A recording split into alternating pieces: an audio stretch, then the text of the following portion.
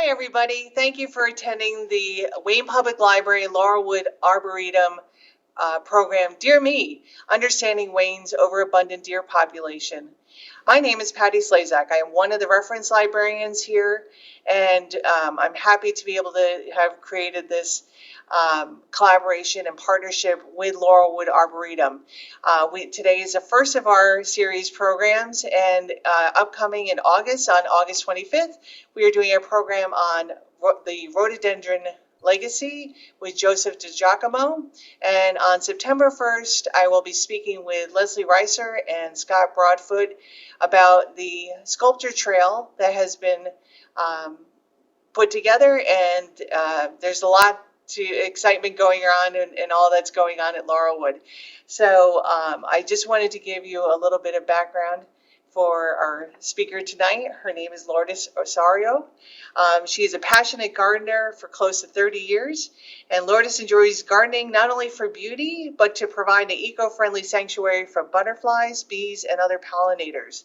Lourdes is a Rutgers certified master gardener, a member of the board of directors at Laurelwood Arboretum in Wayne, and a YouTube influencer as a creator of Native Plant Channel on YouTube and on Facebook, an educational channel that produces videos to help gardeners grow native plants and offer virtual tours of native plant gardens. So welcome, Lourdes. Thank you for joining me. Thank you, Patty. It's a pleasure. I look forward to our discussion today. Me too. So I think that I just want to start the program by saying the context of this program is limited to the 4 article series that Lourdes wrote for and is on the Laurelwood Arboretum website about the deer population in Laurelwood and also in Wayne. So the scope of this program is going to stay to that. We're going to have an hour-long program, and I will do my best to make sure that we address all the inquiries or chat comments, but we do have a time limit as well tonight. So I'm going to hand it over to Lourdes, and if you could give us an introduction to to Laurelwood, and then I'd like to know a little bit about your background after that. Oh, okay, great. Actually, you know what? If you want to do the introduction first, and then I'll go to the slides because Yes, yeah, thank you. Okay. All right, no problem. Now, I'd like to know personally, how did you get interested in gardening, and how old were you? Oh, geez. My father was a gardener. My father was actually a farmer in Cuba. And so he was always very much into gardening. In his case, though, it was a vegetable gardening. So in his mind, if you couldn't eat it, there was no point in growing it. So I would watch him, but I really wasn't all that interested in gardening myself until I purchased my own home. And then I too became a vegetable gardener. And then after some time, got more involved with the ornamental gardening, which grew to a love for butterflies and butterfly gardening. And because of my love for butterflies and butterfly gardening, that led me to native plants, because that's how you create the best ecosystem for butterflies as well as other insects. And so that led me to the love of native plants, because it produces the best ecosystem that can help our butterflies and other pollinators as well. I've been fortunate to visit the botanical gardens in Montreal, and they have the variation of gardening there, from Japanese to Chinese and medicinal, and also all their native plants and their First Nations garden there, which was really amazing to see. And I just love botanical gardens, and this is why going to Laurelwood is such a pleasure for me. To see what is native and what is natural for this area. And I grew up in New Jersey, and it's just wonderful to see. Okay. Yes, that's great. And that's one of the things that Laurelwood's legacy is really in rhododendrons and hybridizing rhododendrons and introducing rhododendrons to the trade. But over the years now, we have also changed over to a more environmental stance and a more stewardship of the earth stance, and and to try and promote that to the residents of Wayne. Are these the types of things that you promote on your Native Planet channel on YouTube and Facebook? Yes, Native Plant Channel. The reason I started Native Plant Channel is because number one, I wanted to promote native plants as the best, the best that you can do environmentally and for the ecosystem. And then, as people asked me questions, I realized that I'd have a lot of knowledge that I could share and help people with, and that's why I started Native Plant Channel. I know it's really important that we maintain the plants that are for our regions. And I saw a recent article, and it was on last week on the news, about somebody introducing goldfish into ponds, and now that which are not native, of course, and they're growing to unusually large sizes, and the problems that that causes. So I'm assuming that when you're introducing non-native plants, you're then also introducing a host of issues that people may not realize cause issues. Yeah. What are some of those issues? Well, one of the big issues is some of these exotic plants or plants from other regions, other countries, other continents, really. Some of them become invasive. Some of them are, their seeds are carried to other places, and then they become invasive and they take over places and prevent our native plants from growing, which is a big issue because they outcompete them. Because we have to remember that in nature, things evolve over thousands or millions of years.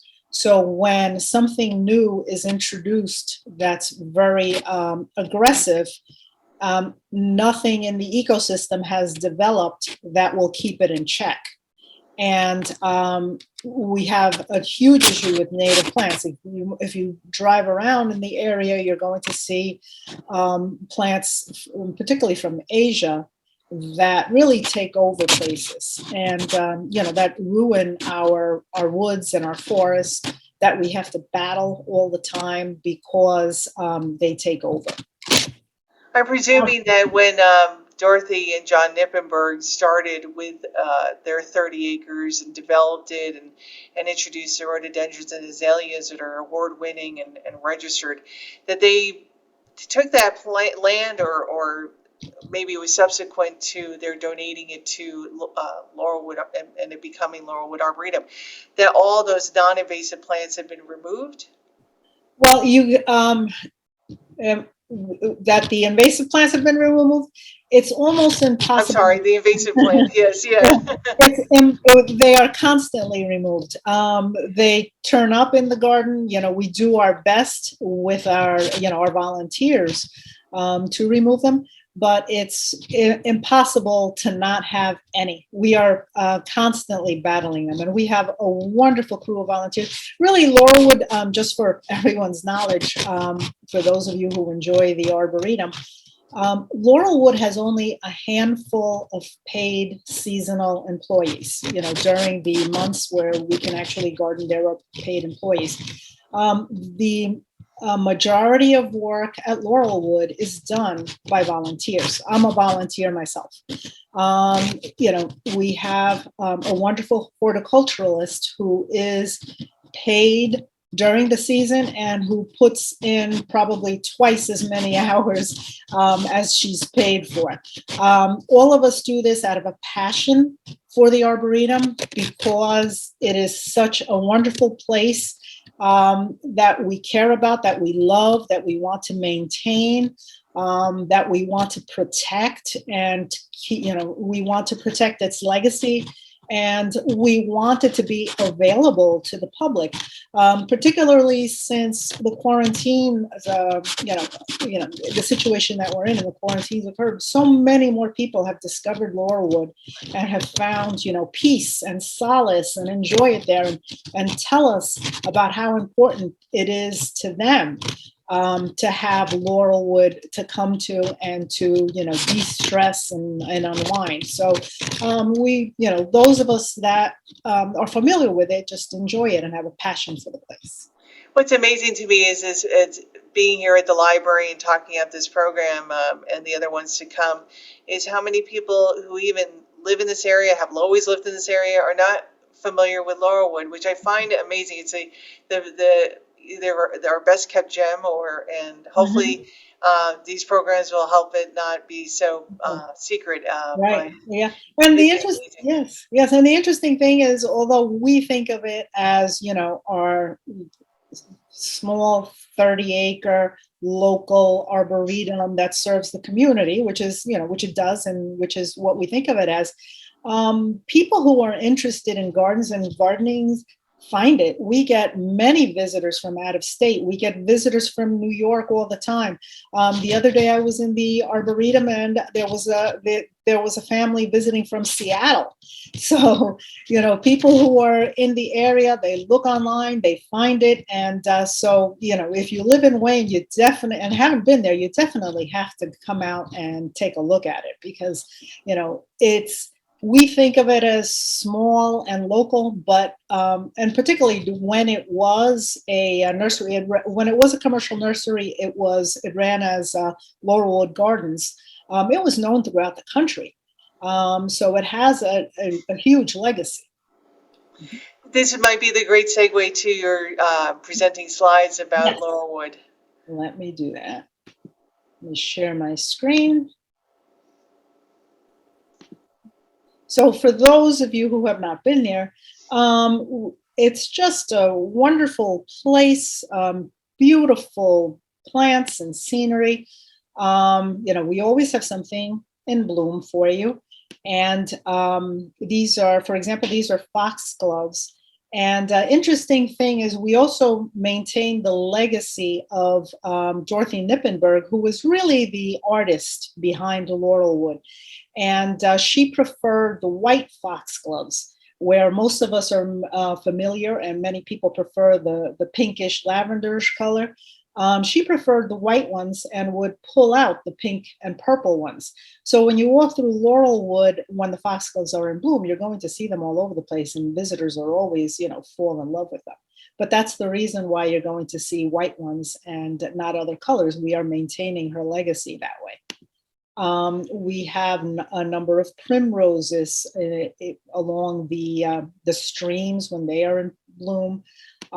We, throw in little whimsical touches, fairies. We have programs for children at the Arboretum as well. And the sculpture trail, which you mentioned, is going to be a separate program, but we do have the sculpture trail with a number of sculptures in the Arboretum right now. And Laurelwood is just a place that, although the highlights come in May, throughout May, with the rhododendrons and azaleas in bloom, it is beautiful during any seasons. Here you have spring. It is lovely in the winter and in the fall as well. So you can visit it year-round. And again, we are trying to be ecologically diverse, maintain all kinds of populations of everything from insects to these birds that were nesting last summer in our there's a board where visitors are greeted and maps and information, and they nested right in the board last summer.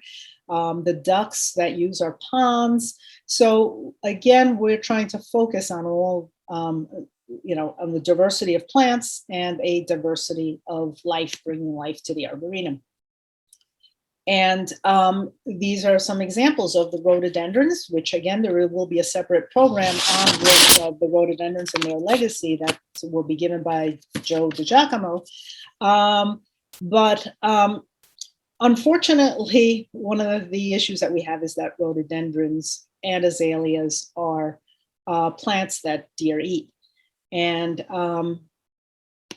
and one of the issues for we wanted to show you for comparison. This is Azalea Way, one of the paths along Laurelwood. And if you go to the photo here on the left, this is Azalea Way in 2009. You can just see the number of blooms, the flowers that were just all over the place and very visible. You'll also note that there is no netting at this time. So this is 2009, and you'll see that there was no netting. At that time, our problems with deer were minimal. But since then, this is 2021. And now, even with netting to protect them, because deer do like to eat rhododendrons and azaleas, even with the netting, you see that this same area is nowhere near as floriferous as it was just a little over a decade ago. Okay, or yeah. All right. So, and I love deer. This little fawn here, this was actually in my garden, and they are beautiful. They are beautiful animals. They have a place in the ecosystem. They have an important place in the ecosystem.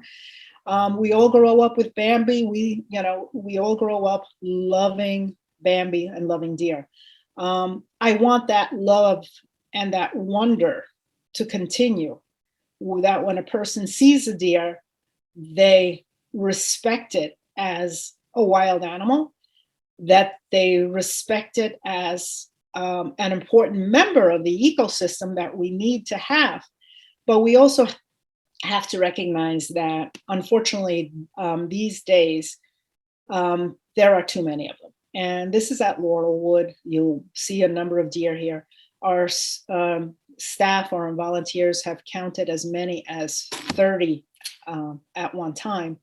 30 deer in a 30-acre arboretum is a disaster. We cannot maintain our plantings with that. Biologists consider 5 to 15 deer per square mile the sustainable number. In New Jersey, we average 112 per square mile. So that just goes well above what is sustainable. There are areas that are as high as 270 deer per square mile. And, it's just very difficult for plants, particularly native plants that are needed by our insects and birds, to survive that heavy deer pressure. And it's also difficult for the deer because they can't find enough food. There's too many of them eating it all, and they end up not getting enough food. So, if you love deer, you want to do what you can to have a healthy population. And, the problems need to be addressed in our state, because it's only a matter of time before the deer themselves have no food. If you've raised populations of things need to be managed. If you're a gardener, you have your favorite plants. But even if you have your favorite plants, that some of them just get a little too carried away.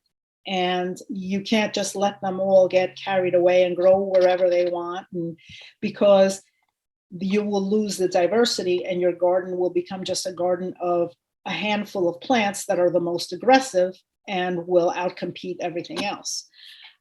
If you're familiar with caterpillars and monarchs and raising monarchs and things like that, for example, this is something that gardeners sometimes do.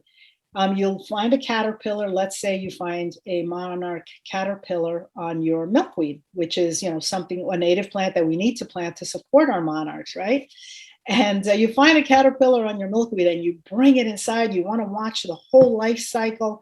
Well, what happens sometimes before you know it is caterpillars eat a lot of food too.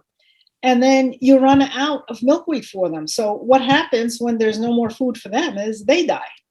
And that's what I'm concerned with is going to happen with our deer population, that we let it continue to go unchecked, and that not only will they consume the plants that are needed by other animals to survive as well, but in the end, the deer themselves won't have anything to eat.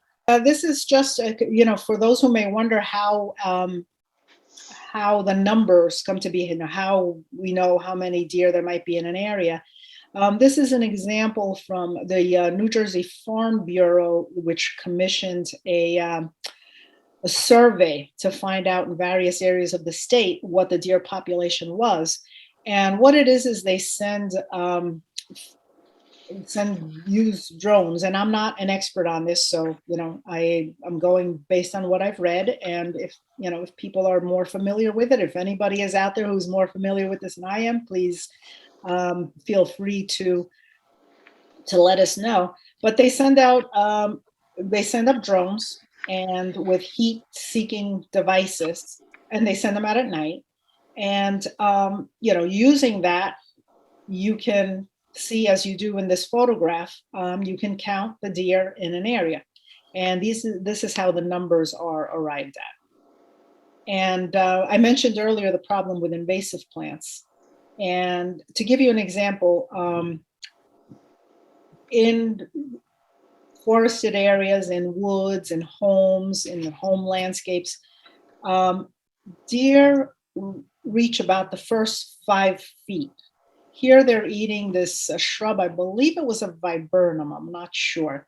But they're eating this shrub, something that they eat, right? So you'll see nothing in the lower 5 feet. And then what you're seeing on the side, you say, well, how come all those other plants on the side look healthy? Well, yeah, the other ones on the side, that's invasive Japanese barberry.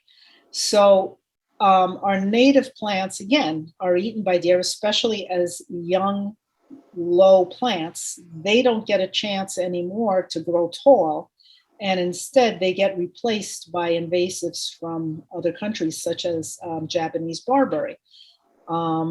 Which is this picture an example of what is termed as overbrowsing? That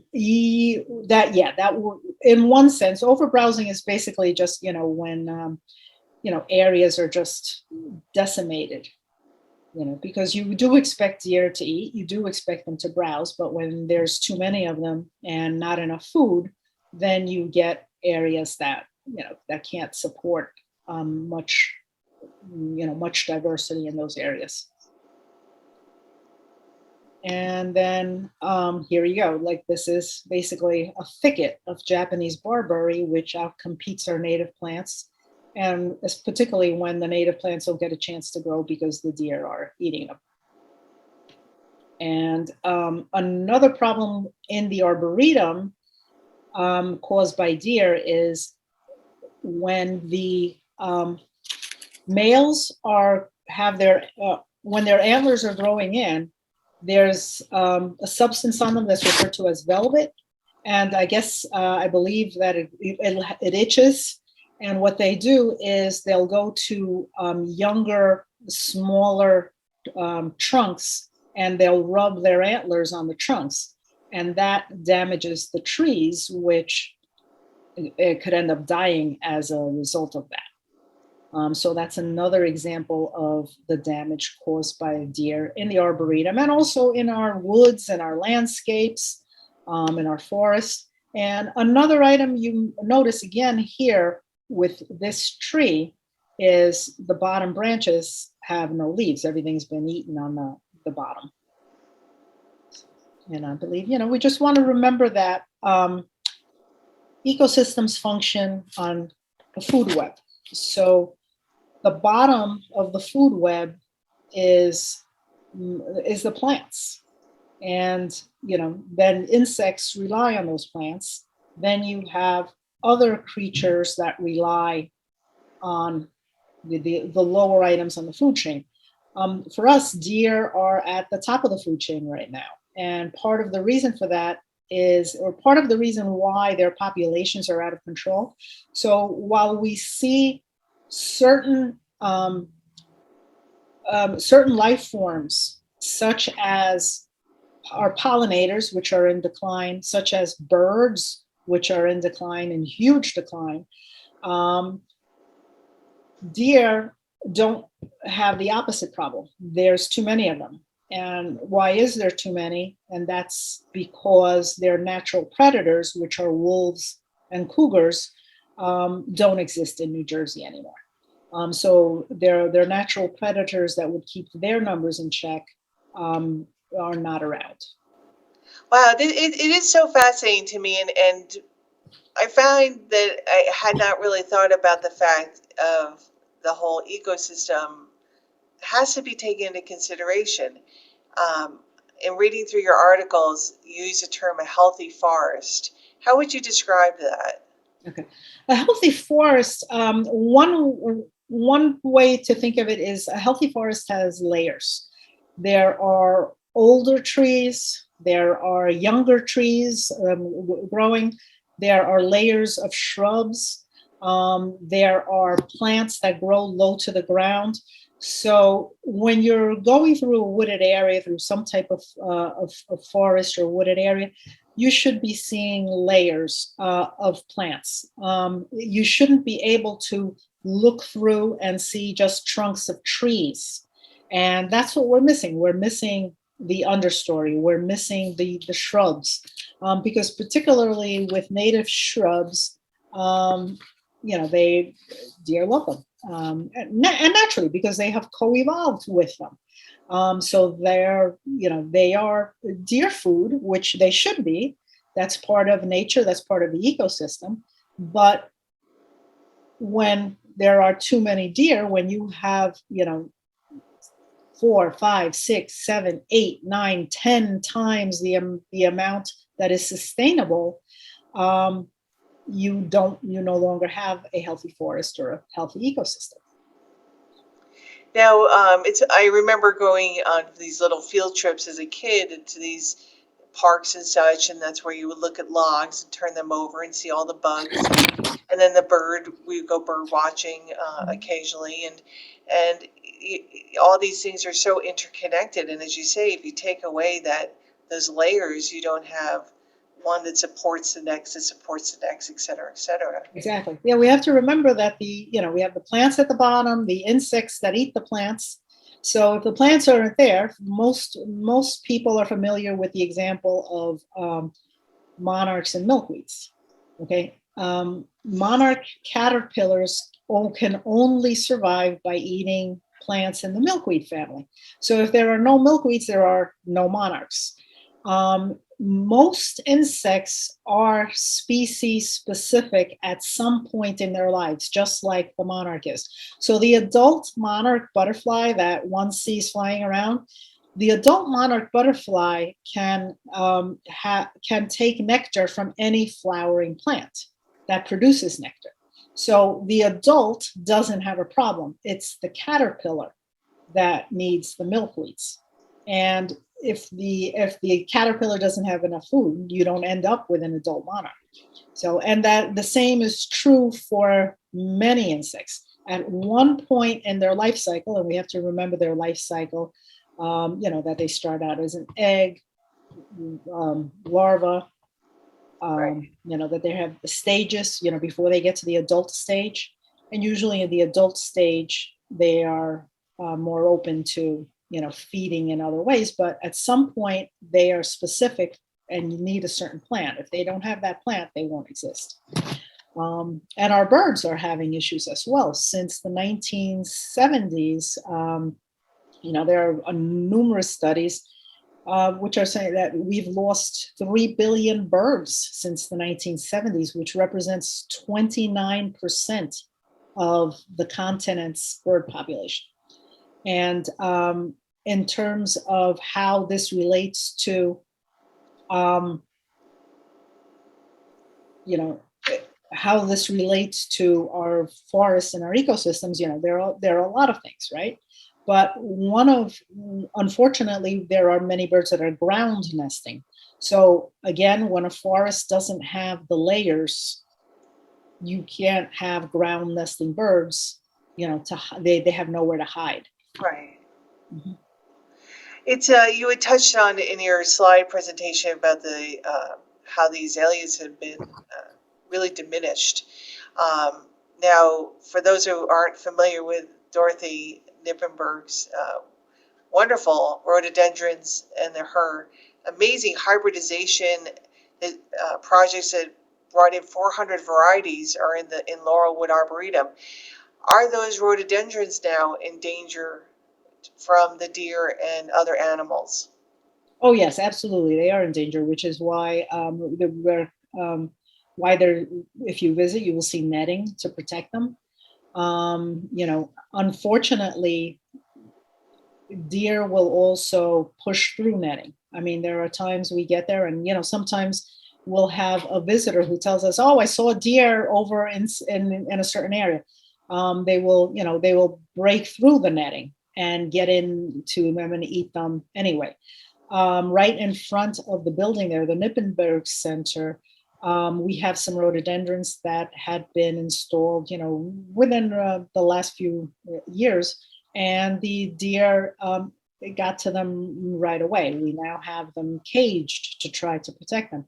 But we have to remember, we are a small arboretum with limited funds, limited staff, volunteers. We can't afford um, all the measures to protect everything we have in the arboretum. So we are protecting certain areas with netting, which, as I mentioned, is not 100% effective. The deer will sometimes break through that.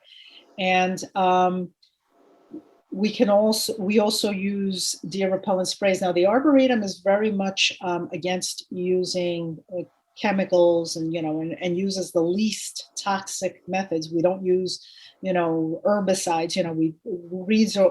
The weeds are removed by people pulling them, our volunteers pulling them. But we do use deer repellents sprays, and they are effective only to a certain point, because once it rains, you have to reapply them.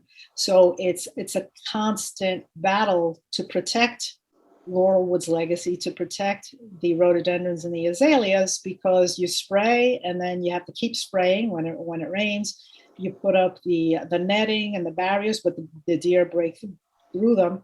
And the other issue is that we have our volunteers, our staff who work on this, and who are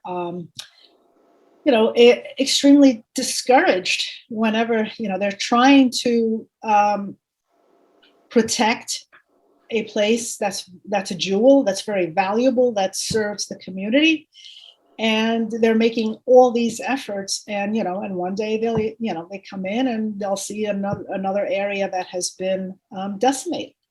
Right. Because as I mentioned earlier, sometimes we've had as many as 30 deer in our 30 acres, which is unsustainable. What are some of the economic consequences of this? Okay.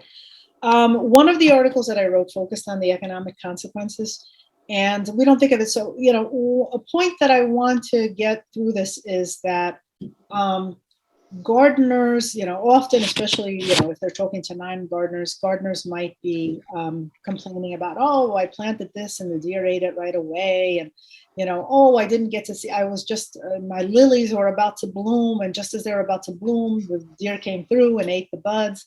And, gardeners may sound like, oh, well, why are you whining? Okay, so what? So what that the deer ate your lilies or that they ate your roses? Well, there's more to it than that. This is, we have to understand that this is a problem that needs to be addressed. And, the more gardeners that start to see the deer as an enemy, or the more people that start to see the deer as an enemy, the less respect and the less sense of wonder there will be. When I see a fawn, there's, I have that sense of wonder and how beautiful they are. But that's going to continue to, people are going to the more that we allow the problem to continue, the worse it will be for deer as less and less people respect them. But the economic impact, well, in terms of, you have to, think of it as if they're bothering you in the garden, or if they're eating your plants in the garden, think of what they're doing to farmers. We want to support our local farmers, yet in studies done by Rutgers, 36% of New Jersey farmers reported losses of $10,000 or more. So, you have this huge number of farmers that are losing money. We're talking about 15 million in annual losses for the state. Well, if farmers are losing all this food, that just means our food prices are higher, and than they should be. And the same applies to nursery, the people that are growing the plants that we buy for our landscapes. They incur a number of losses.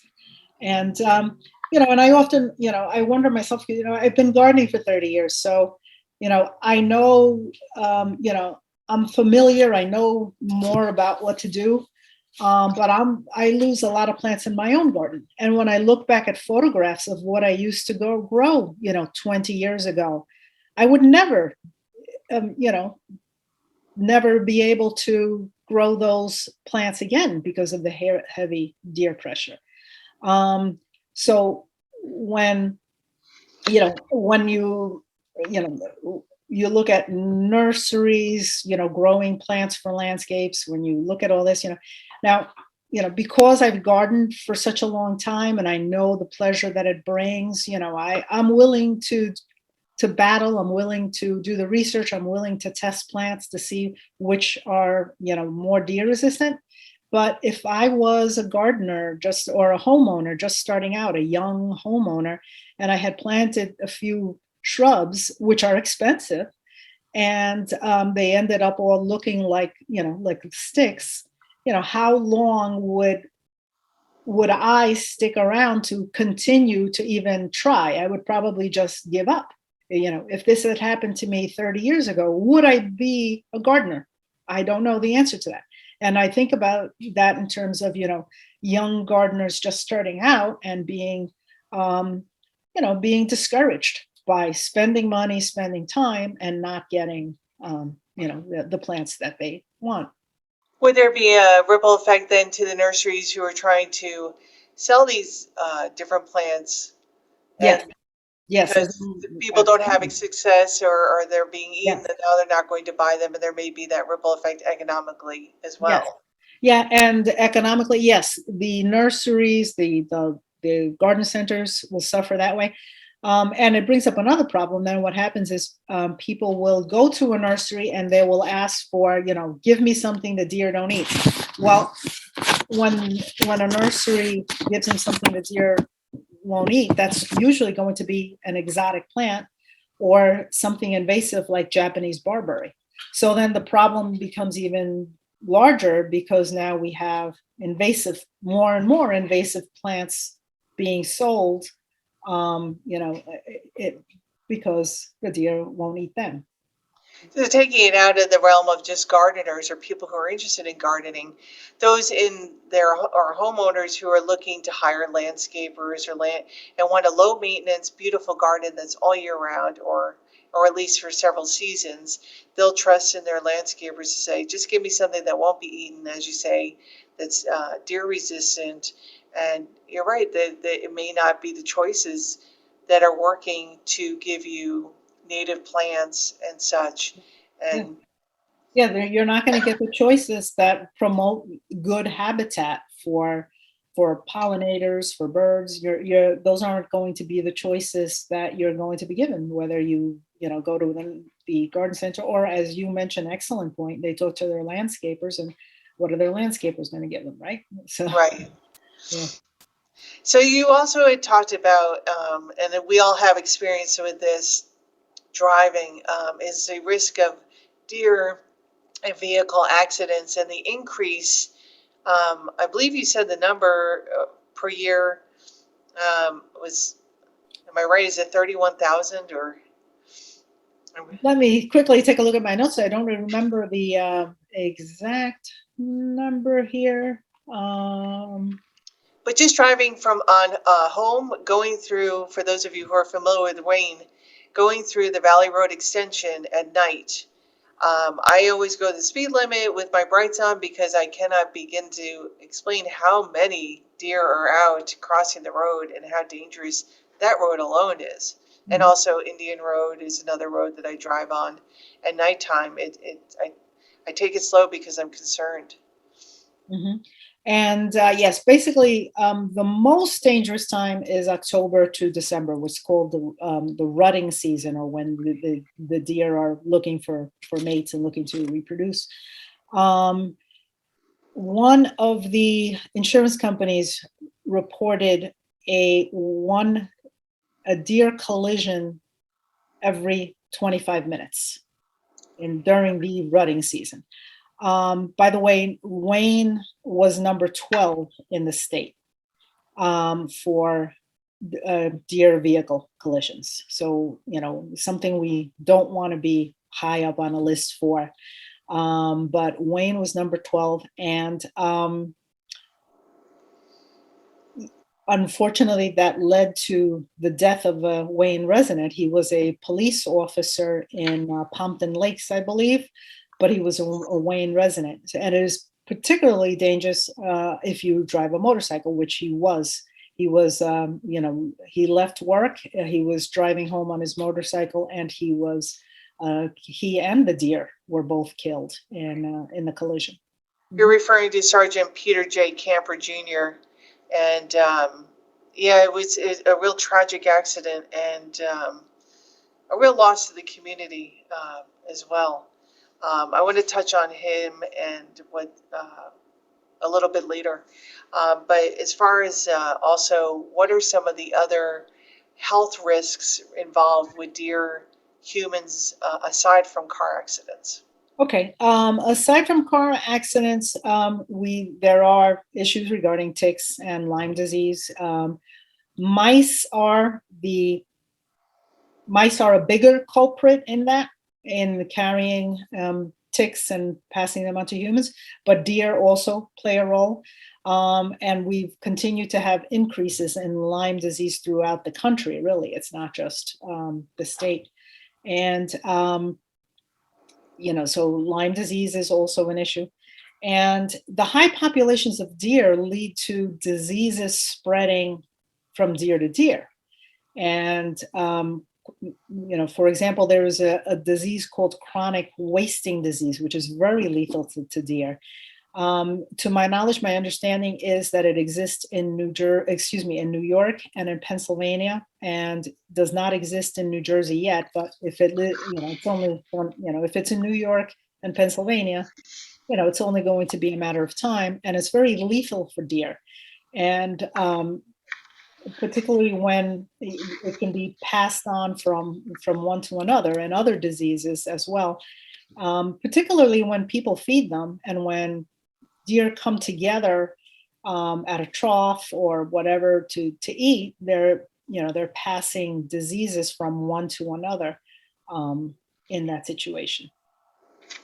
You had mentioned in one of your articles, I believe, is the fact that if you drive up to Garrett Mountain and those are families who are enjoying a nice day in the park area, and the deer are so accustomed to being near humans, they come up to the cars, people are feeding them, Yes, not aware of the fact that they carry diseases. Yeah, carry diseases, and maybe the concern that I have, and well, now we're a bunch of hand washers because of the pandemic, so maybe there's better use of that. But I don't think people realize it's not like going to a zoo where you're feeding the llama the food that you get out of the little thing at the park.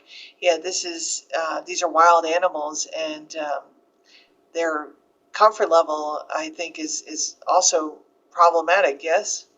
Yes, it's problematic for the deer. They're wild animals. They should not be eating out of someone's hand. Not only that, but sometimes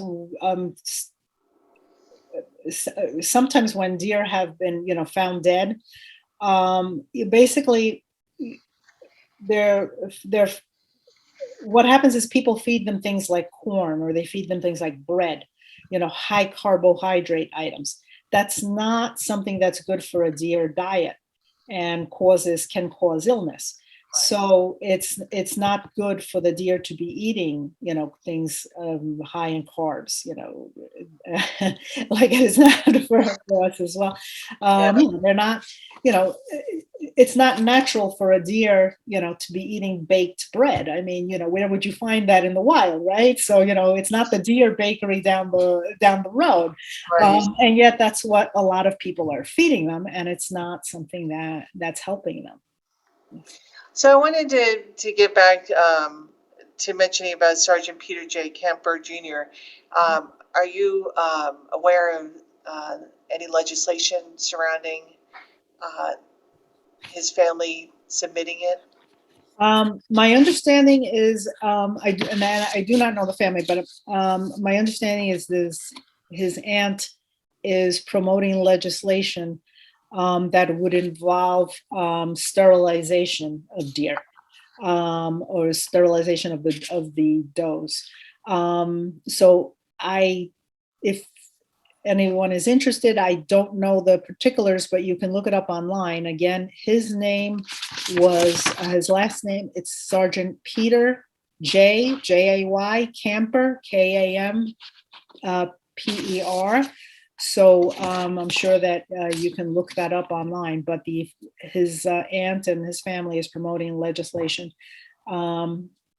which involves sterilization Sterilization and tagging as well. and tagging. Mhm. Yeah, which and I think also some of the funding, if I read up on this correctly, is that the monies that collected would go towards um, this endeavor, which is, I think, a wonderful solution. Some of this, or not a solution, but a wonderful Yes. step in the right direction. Right. Yeah, what I wanted to point out today really is, the problem. I don't know what the solution is. But people need to discuss it. People need to pressure legislatures, pressure our elected officials to do something about the problem. What the solution is, I don't know. We so the things that the Arboretum is utilizing right now are netting and deer repellent, which you explained. And Mhm.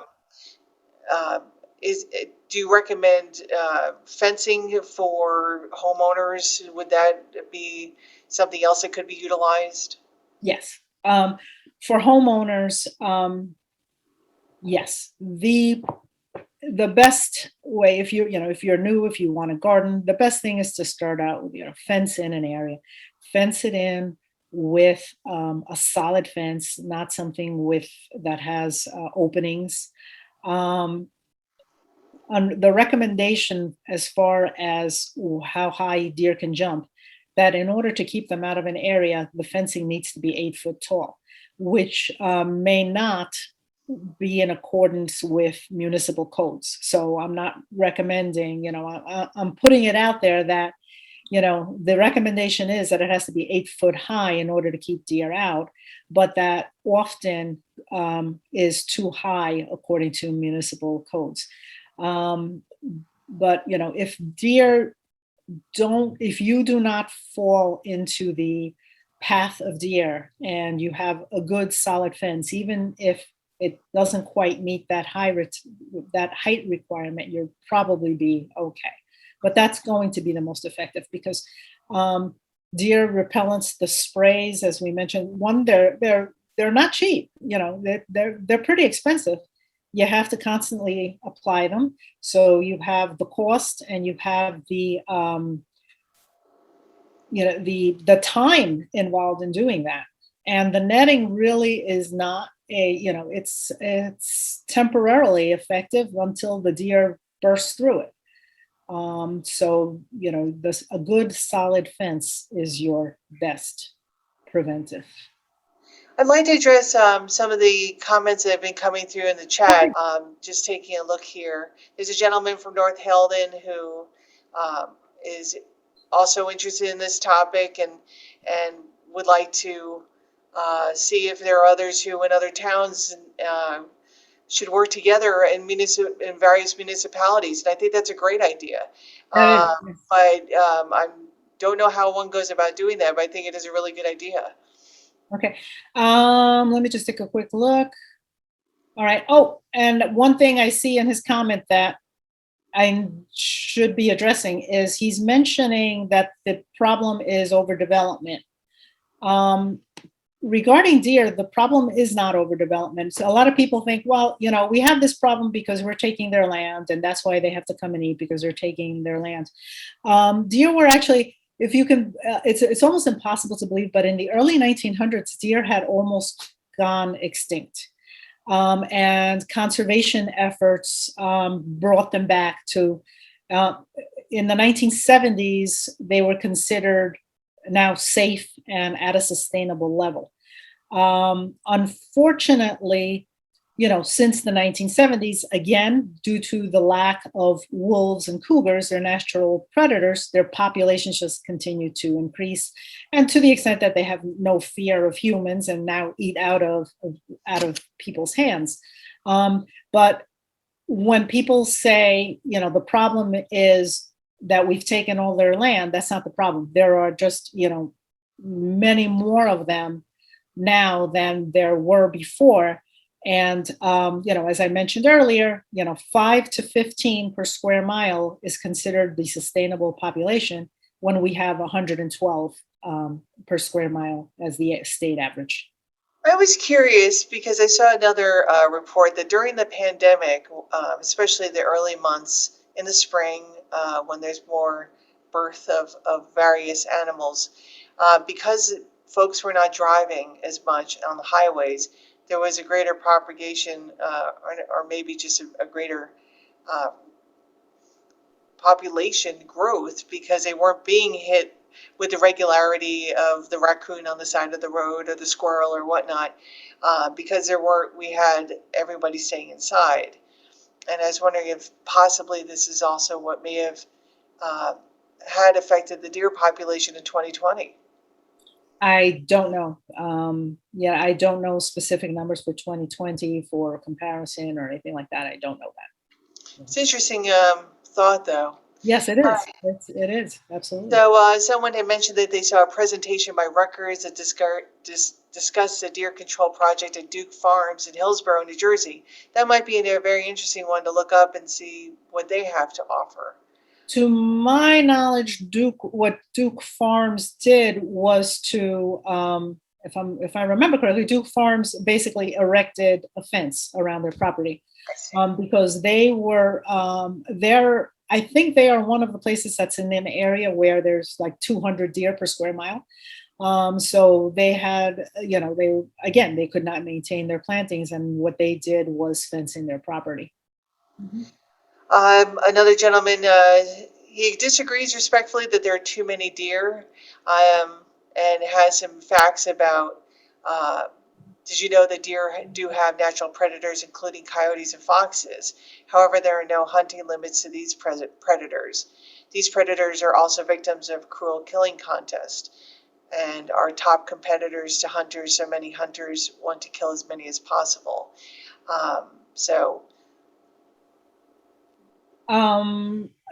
As far as coyotes and foxes, if you just look at coyotes, they're small. They can only get to like a young fawn. They're not going to be able to, to my knowledge, they're not going to be able to take larger deer. They can only really attack the fawns. To my knowledge, I may be wrong on that. But you have to think of, when you have too many deer, if the sustainable level is 5 to 15 and we have 112 per square mile, and if you've been, if you're old like me, you know that 30 years ago, seeing a deer was a rare event. Now it is, if you're young, you wouldn't know that. But if you're old like me, 30 years ago, I would see a deer occasionally. And it would be like, oh, wow, look, there's a deer. Now it's every day I see six or seven. And that's one of the things that, I hope that people understand that then you know, when people are seeing them in those numbers, when they're just there, like, when you see them in those numbers, they lose their wonder, they lose their amazement, and they're just, oh, them again, you know. So having them in those huge unnatural numbers that cannot be supported by the ecosystem will lead to not only the deaths of the animals, the birds, the insects that we've talked about, the native plants that we've talked about, and eventually the deer themselves are going to run out of food. Right. And not only that, they're going to end up with more people disliking them. Do we really want more people to dislike them? We want people to, appreciate them, to enjoy them, to see a fawn and say, oh, look at that. Not, oh, there's another one. Yeah. You're absolutely right about in my youth, I grew up in a street next to one that was called Deer Trail. And I can't remember seeing deer all that often. It was a more of a special surprise over the many, many years I lived in that area. Mhm. Another comment here is I was surprised to hear that deer are eating rhododendron and milkweed there at the Arboretum. Yeah. Can you clarify this? Where I live, the deer only eat rhododendron during really bad winters. Have you seen deer eat milkweed there? I've never witnessed that. Yep, I've witnessed it both in my garden and at Laurelwood. With Laurelwood, again, we are trying to develop this diverse, ecosystem that will feed as many creatures as we can. And we do have milkweed there, and yes, the milkweed has been eaten as it has in my own garden. Right. Another person wrote, a deer fence has to be 6 to 10 feet tall. You would said, I think it's 8. Minimum of 8 to keep Minimum you of 8, from which is entering an that. effective fence that could surround the arboretum. Money, of course, is the problem. Forget growing anything that looks nice, tastes good, smells good in the more natural areas of Wayne. Another participant wrote, deer are eating my hosta plants as well as needles on my evergreen shrubs. When they are hungry, they will eat whatever they can find. I'm sorry you haven't witnessed this, but I have, and I'm sure many others have as well. Mhm. Oh, and another thing that we have to, that I forgot to mention is the average male weighs 150 pounds. The average 150 pounds male eats up to 10 pounds of food a day. So imagine what 10 pounds of lettuce looks like. And that's how you get to, gardens being completely devastated. Right. There's an interesting question here is about fencing around specific trees as opposed to netting. Is there any way that would prove more efficient? Well, here's a problem, and we're doing this at Laurelwood, and I'm doing this in my own garden, especially when when I plant anything new, even if it is deer resistant, which is what I try to plant, why waste my money on something that isn't, is to encircle it in a metal cage. But um, they'll still come into the area. They will get caught in those metal cages. I've gone into my garden, and then even though I've used landscape pins surrounding it to keep it in place, they get caught in them. They, even though it's the sturdy metal cage and not the netting, and then I'll find the cage has been uprooted. So naturally they're in an area, they might get caught in something. They're powerful, they're large. 150 pounds is the average male. So they can easily knock these things over. So a good solid fence. If you're a homeowner and you want a garden, your first investment should be a good solid fence. Let's see if we can get through a couple more of these chats before we have to wrap it up. Mhm. Another participant said that she's been fortunate to have her azaleas and rhododendrons intact in her yard, and also brings up the method of sterilization of females, which is what that bill for the Sergeant Peter J. Camper Jr., I believe, is as we discussed, is proposing. And that she wrote that it's effective in Ohio and New York. Let's see, another person has said, we have a deer population today because of hunting and overdevelopment. This is a long comment. Let me try to read it as quickly as possible. The Division of Fish and Wildlife say the deer will flourish on the edge of habitat that our housing developments provide. Hunting stimulates doe fertility and does not reduce the fertility rate. More food and resources are available for remaining deer that can cause mothers to have more fawns than normal. Non-lethal or sterilization will help keep deer placeholders in these areas. Deer sterilization programs are working in many places, including New York and Ohio. So we have similar views from a couple participants here. However, our state wildlife officials won't approve it yet, but I believe that bill has just been introduced that we're referring to. Would you support pushing Fish and Game to approve a sterilization program? Yeah, we should push our elected officials to do something about the problem. What the right solution is, or the best solution, there's always going to be trade-offs. There's always going to be, trade-offs in no matter what decision is taken. I don't know what the best solution for reducing the deer population is, but it is a problem. It is a problem that, affects our forests, it affects our landscapes, it affects our economy. We're paying more in car insurance for it. The average deer vehicle collision, according to insurance companies, cost is a $4,000, repair bill. So, our economy suffers, our landscapes suffer.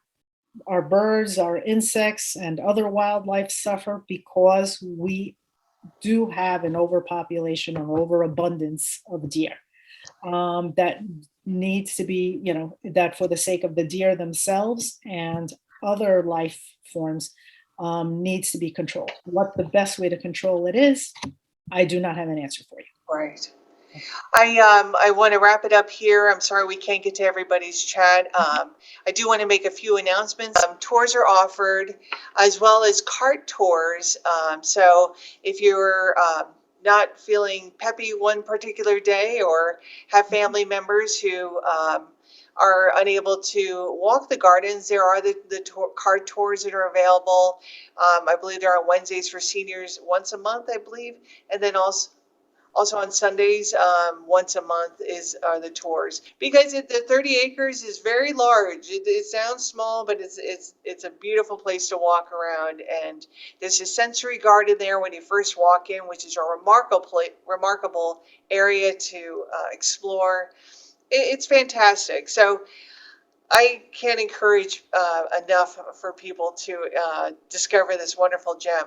On August 25th, there will be another Zoom program with Joseph Giacomo about the rhododendron legacy that we touched on a bit tonight, from Dorothy and John Nippenberg, the 400 varieties, all the amazing award-winning and registered varieties that she was able to create, and how the rhododendron study team is continuing and propagating, and it's very exciting. And also for the month of August, during the entire month in our gallery area, there will be informational panels there, as well as part of our display. So please come to the library and see that. Joseph did a wonderful, a lot of work and updated everything. And then we'll cap it off with our program on the 25th. On September 1st, and both of these programs also at 7 o'clock on a Wednesday, we're going to talk about a sculpture trail that was developed, and get some interest and share some information about how this all came to be. A sculpture trail is, for those of you who are interested in art areas, it's halfway between exactly Grounds for Sculpture in Hamilton, New Jersey, and Storm King in the Catskills. And it's really very special, and I love seeing the sculptures.